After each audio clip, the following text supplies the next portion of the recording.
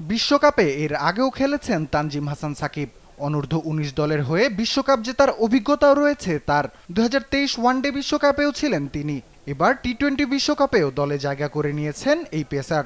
অনূর্ধ্ব ১৯ দল থেকে স্বপ্ন বুনেছিলেন জাতীয় দলের হয়ে বিশ্বকাপ খেলার।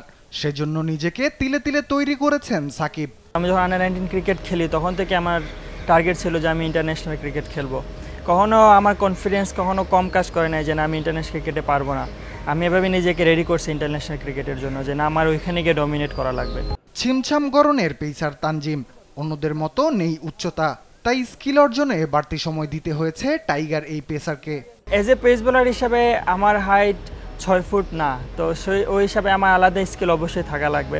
আমি চেষ্টা করি বল স্কিট করানোর জন্য যাতে ব্যাটসম্যানদের খেলতে খুব ডিফিকাল্ট ফেস করা লাগে। বোলিংয়ের পাশাপাশি লোয়ার অর্ডারেও তানজিমকে নিয়ে ভরসা করা যায়। সুযোগ আসলে ব্যাটিংয়ে অবদান রাখতে চান তিনি। লোয়ার অর্ডারে যখন আমি ব্যাটিংয়ে নামি তখন টিম যেটা আমার কাছ থেকে আশা করি ওটা যাতে আমি দিতে পারতেছি কিনা, বা আমি যে রোলটা প্লে করবো এটা আমি কমপ্লিটলি করতে পারতেছি কিনা। আমি যখনই নামি সিচুয়েশন অনুযায়ী খেলার চেষ্টা করি এবং আমি আমার সর্বোচ্চটা দিয়ে ব্যাটিং করার চেষ্টা করি। বিশ্বকাপ শুরুর আগে যুক্তরাষ্ট্রের কাছে সিরিজ খুইয়ে চাপে বাংলাদেশ। তারপরও লাল সবুজ নিয়ে স্বপ্ন দেখছেন তানজিম সাকিব। রাফিউল ইসলাম রাতুল, স্পোর্টস ডেস্ক, দেশ টিভি।